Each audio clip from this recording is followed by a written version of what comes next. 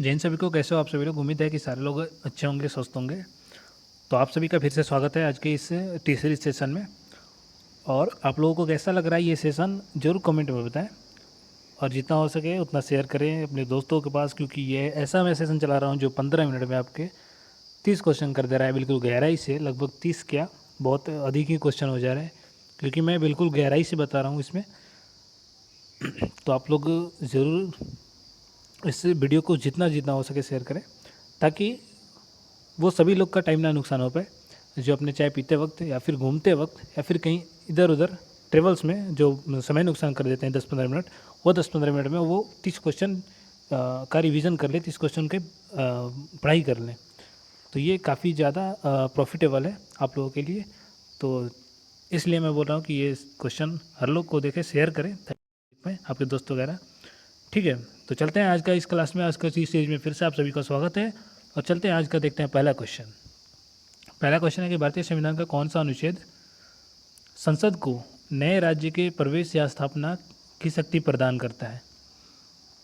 Article 2 संसद को विधि द्वारा ऐसे निबंधन और शर्तों पर जो वह ठीक समझे संघ में नए राज्य का प्रवेश या उसके स्थापना की शक्ति देता है। जैसे आपके 1975 में सिक्किम द्वारा सिक्किम का भारत संघ में शामिल कर दिया गया था, जबकि आर्टिकल 3 के आपके मौजूद राज्यों की सीमाओं या नामों का परिवर्तन है।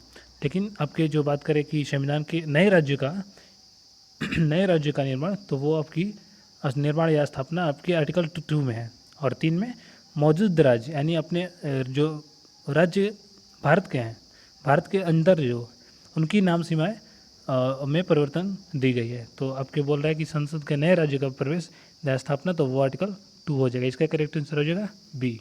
ठीक है, आगे। भारतीय संविधान में भारतीय संविधान में, हाँ, भारतीय संविधान में नागरिकता से संबंधित प्रावधान किस देश के संविधान से प्रेरित है और यह किस भाग में जोड़ा गया है? तो भारतीय संविधान के भाग 3 जो भाग दो दो दो दो दो भाग दो जो अनुच्छेद 5 से 11 में है, इनको 5 से 11 में नागरिकता का उल्लेख है। और यह भारत में ब्रिटेन के एकल नागरिकता का प्रावधान है, जिसका अर्थ है कि कोई व्यक्ति केवल भारत का नागरिक है और जो देश राज्य का है वो निवासी है, न कि राज्य का भी नागरिक है। ठीक है, तो एकल नागरिकता का अर्थ ये है कि वो देश का केवल नागरिक है, न कि राज्य का निवासी है।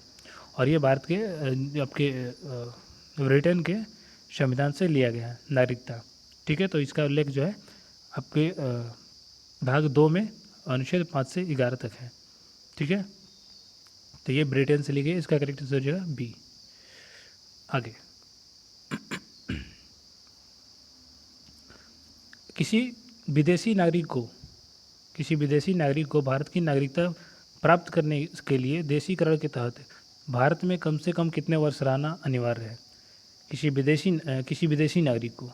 ठीक है, तो आपके नागरिकता अधिनियम 1955 के तहत देशीकरण द्वारा नागरिकता पाने के लिए आपको आवेदन करने से ठीक पहले व्यक्ति को लगातार 12 महीने भारत में रहना होगा। और उस 12 महीने से पहले उस 12 महीने से पहले के 14 वर्ष में कम से कम 9 वर्ष, यानी कि कुल मिलाकर आपको 10 वर्ष भारत में बिताया होना चाहिए। तो आपको ये देशीकरण द्वारा नागरिकता मिल जाएगी। तो इसका क्या मैं बोला, पूरे 10 वर्ष मिलाकर। ठीक है, आगे। भारतीय संविधान का कौन सा अनुच्छेद न्यायिक पूर्वावलोकन की अवधारणा को आधार प्रदान करता है? तो आपके इसका जो होगा आर्टिकल 13 में स्पष्ट इसमें कहा गया है, आर्टिकल 13 में, कि मूल अधिकारों से असंगत या उन्हें कम करने वाली कोई विधि यानी कानून शून्य होगी। और यह अनुच्छेद सर्वोच्च न्यायालय और उच्च न्यायालय को विधायी अधिनियमों की संवैधानिक की जांच करने यानी न्यायिक समीक्षा की अदृश्य शक्ति देता है। ठीक है, तो वो आपके आर्टिकल 13 में, इसका करेक्ट आंसर बी होगा फिर। ठीक, आगे।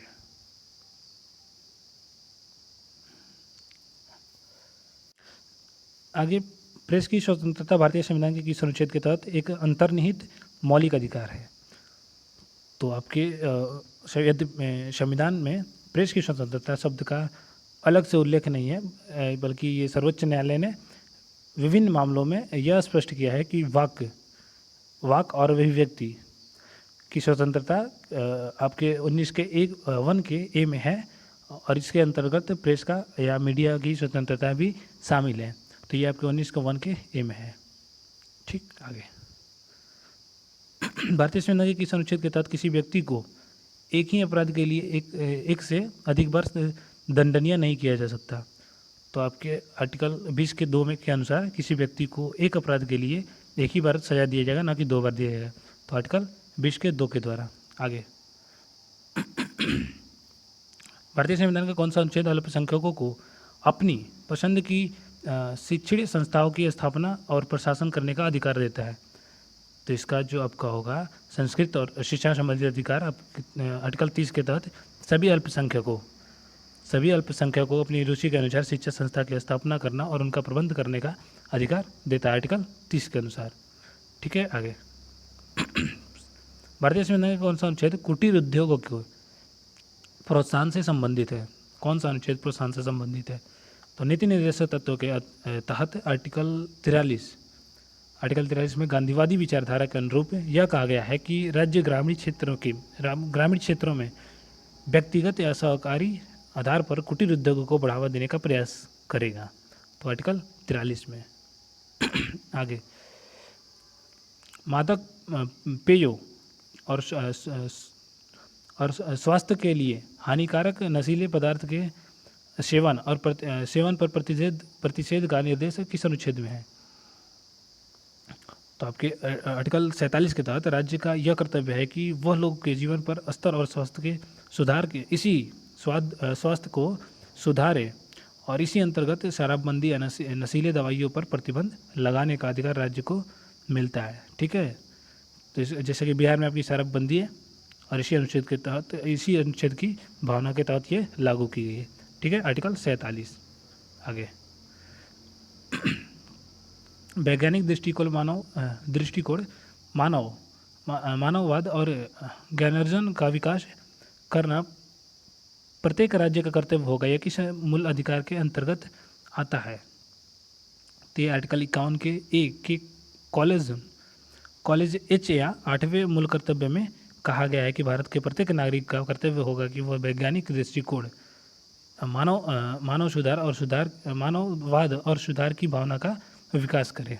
ठीक है, तो ये आपके किसमें एच में दिया गया है, 51 के ए के एच में, सी इसका करेक्ट आंसर है। ठीक है, आगे। राष्ट्रपति द्वारा राज्यसभा में 12 प्रतिष्ठित सदस्यों का मनोनयन करने की व्यवस्था किस देश की संविधान से ली गई है? तो ये जो ली गई है आपके आयरलैंड से ली गई है, ठीक है, आगे।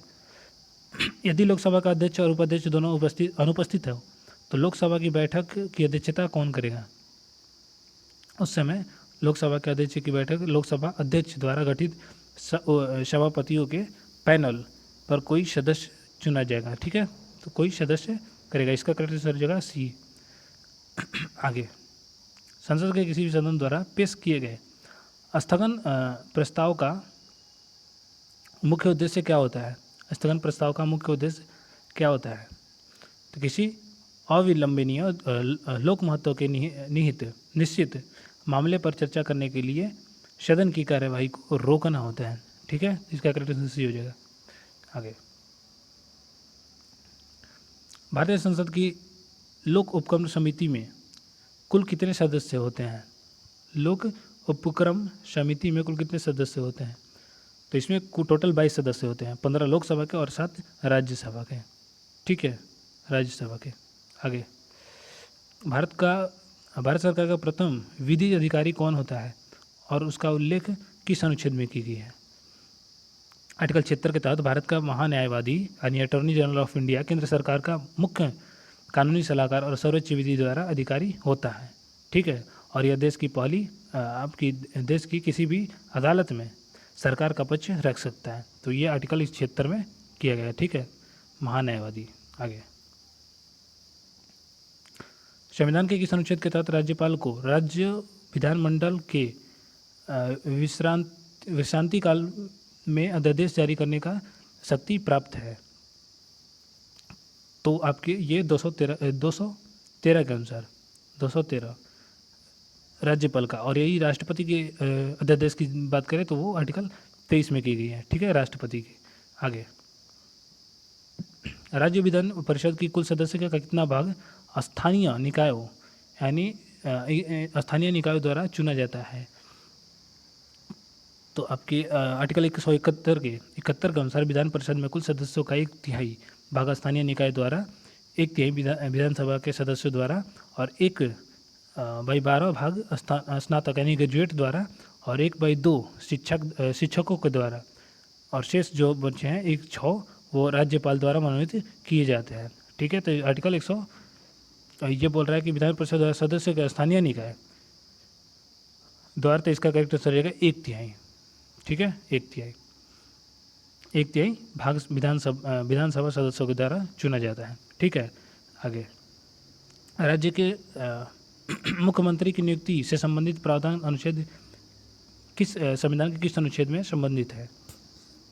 तो आर्टिकल 164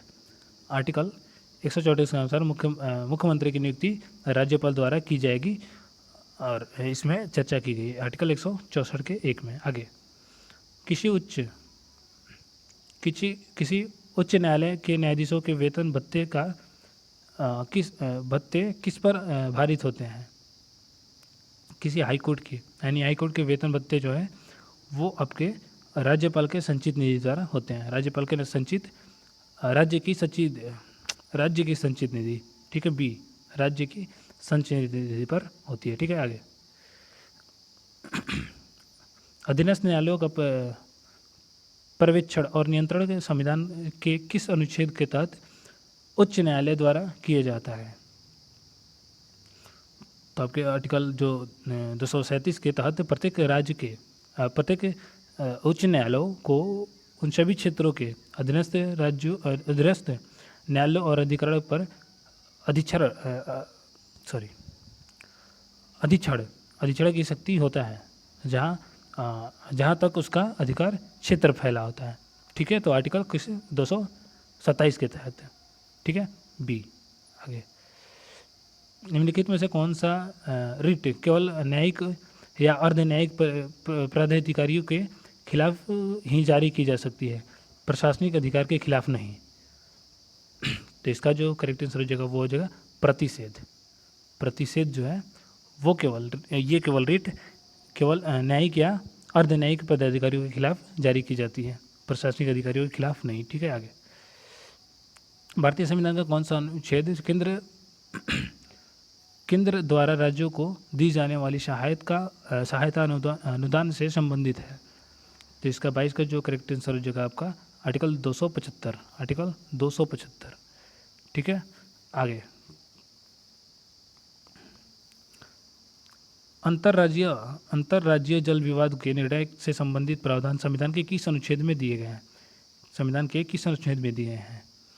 तो आपके आर्टिकल 262 के तहत संसद द्वारा बनाकर किसी अंतर्राज्यीय नदी या नदी घाटी के पानी के उपयोग, विवरण या नियंत्रण से संबंधित विवादों के निपटारे के लिए विशेष अधिकरण का गठन कर सकते हैं। ठीक है, तो वो आर्टिकल 262 के अनुसार। ठीक है, 262 के तहत। आगे, किस वर्ष में राष्ट्रीय आपातकाल के दौरान आंतरिक अशांति शब्द के स्थान पर सशस्त्र विद्रोह का शब्द जोड़ा गया है? तो आपके 44वां संविधान संशोधन अधिनियम 1978 के द्वारा अनुच्छेद 252 में संशोधन किया गया और आपातकाल के दुरुपयोग को रोकने के लिए आंतरिक अशांति शब्द को हटाकर सशस्त्र विद्रोह शब्द शामिल किया गया तथा कैबिनेट मिशन की लिखित मंजूरी को अनिवार्य बनाया गया है। ठीक है, तो वो आपके 1978 में 44वां संविधान संशोधन। ठीक है, आगे, दिल्ली को किस संविधान संशोधन द्वारा राष्ट्रीय राजधानी क्षेत्र यानी एनसीटी का दर्जा मिला है? तो आपके 69वां संविधान संशोधन 1991 91 द्वारा संविधान के अनुच्छेद दो जो 239 का ए है जोड़ा गया है। ठीक है, इसका करेक्ट आंसर हो जाएगा 69वां संविधान संशोधन द्वारा, बी। आगे, भारतीय संविधान की 8वीं अनुसूची में मूल रूप से कितनी भाषाएं थी और वर्तमान में कितनी हैं? तो आपके जो है मूल संविधान में केवल 14 भाषा शामिल थी, लेकिन बाद में 21वें संविधान संशोधन द्वारा सिंध, 71वें संविधान संशोधन द्वारा कोंकण, मणिपुर और नेपाली, और 52वें संविधान संशोधन द्वारा बोडो, डोगरी, मैथिली और संथाली द्वारा, और ये सब भाषाएं आपके जोड़े गए। जो वर्तमान में कुल भाषाएं की बात करें तो वो 22 हैं। ठीक है, 22, मूल थी 14। आगे, भारतीय संविधान का कौन सा अनुच्छेद पिछड़े वर्ग की दशाओं के अन्वेषण के लिए राष्ट्रीय पिछड़ा वर्ग आयोग के गठन के लिए राष्ट्रपति को शक्ति देता है? तो आर्टिकल 340 के तहत राष्ट्रपति सामाजिक और शैक्षिक रूप से पिछड़े वर्ग की स्थिति की जांच करने के लिए एक आयोग नियुक्त कर सकते हैं। ठीक है, किस आर्टिकल 340 के तहत? आगे, किसी राज्य के लोक सेवा आयोग के अध्यक्ष और सदस्यों को पद से हटाने की शक्ति किसके पास होती है? ठीक है, किसके पास होती है? तो ये जो शक्ति होती है भारत के राष्ट्रपति के पास होती है, भारत के राष्ट्रपति के पास। आगे की प्रथम आधिकारिक भाषा आयोग का गठन 1955 में किसकी अध्यक्षता में किया गया था? तो ये आपके प्रथम आधिकारिक भाषा आयोग आपके BG खेर के अध्यक्षता में की गई थी। आर्टिकल 344 के तहत राष्ट्रपति द्वारा जो 1955 में बाल गंगाधर खेर यानी BG खेर के अध्यक्षता में प्रथम राज्य आयोग का गठन किया गया था। ठीक है, जिसने आपके 1956 में राष्ट्रपति को अपनी रिपोर्ट सौंपी थी। ठीक है, तो किसे किया गया था? VG खेर, बाल गंगाधर खेर को। ठीक है, इसका ये हो जाएगा। आगे, सहकारी समिति को बढ़ावा देने के लिए किस संविधान संशोधन द्वारा संविधान में एक नया आपके 9th B जोड़ा गया है? 19वां B भाग जोड़ा गया है। तो आपके ये 97वां संविधान संशोधन द्वारा 1911 के द्वारा संविधान 1911 के द्वारा सहकारी समिति को संवैधानिक दर्जा और संरक्षण दिया गया है। ठीक है, और इसके तहत आपके मौलिक अधिकार जो 19 का C है और नीति निर्देशक तत्व जो 43 B है, उसे संविधान में एक नया भाग आपके 19 का B जोड़ा गया है। ठीक है, 19 का B, 19 नहीं है, ये 9 का B जोड़ा गया है। ठीक है, 9 का B। तो इसका जो करेक्ट आंसर हो जाएगा वो हो जाएगा आपके 97वां संविधान संशोधन द्वारा। ठीक है, 97वां। तो आज का भी हम लोगों का टी सीरीज का क्लास खत्म हुआ, सेशन खत्म हुआ। तो आप लोगों को कैसा लगा ये क्लास कमेंट में बताएं, वीडियो को लाइक करें, अपने दोस्तों के पास शेयर करें ताकि वो अपने 15 मिनट 20 मिनट टाइम को बर्बाद ना करें और वो इससे 15-20 मिनट में 30 क्वेश्चन का प्रैक्टिस करें, वो भी गहराई से। और प्रीवियस ईयर क्वेश्चन भी इसमें है, सारे आपके लेटेस्ट क्वेश्चन है, मैं करा रहा हूँ जितने भी आपके सारे लेटेस्ट क्वेश्चन हैं। तो आप सभी लोग जुड़े रहें इस क्लास से, इस चैनल से, और चैनल को प्यार ऐसे ही बनाते रहें, सपोर्ट ऐसे दिखाते रहें। तो मिलते हैं अगली क्लास में, तब तक के लिए जय हिंद, जय भारत।